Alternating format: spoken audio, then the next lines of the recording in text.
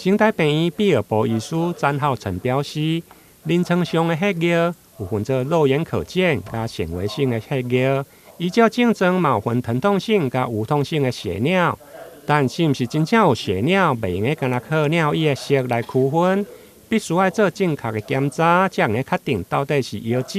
输尿管或者是膀胱裂互线顶问题。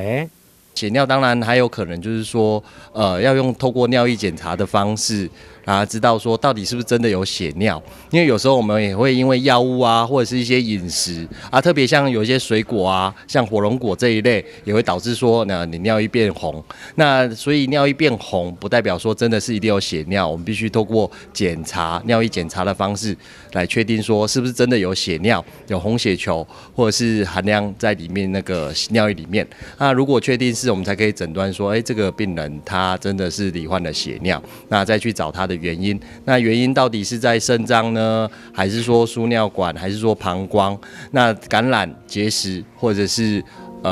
肿瘤都有可能会造成这个血尿的状况。那我们要找到真正的原因，然后再进一步去做治疗。医师强调，一般疼痛性的血尿有可能是较常看的良性疾病，亲像泌尿道的感染、发炎或者是结节等。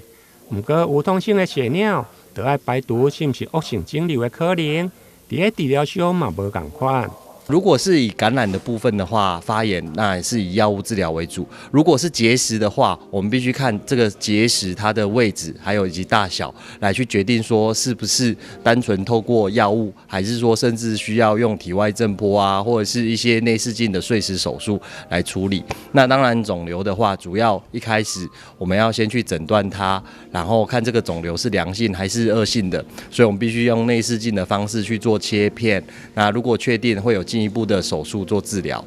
那基本上肿瘤还是以手术治疗为主。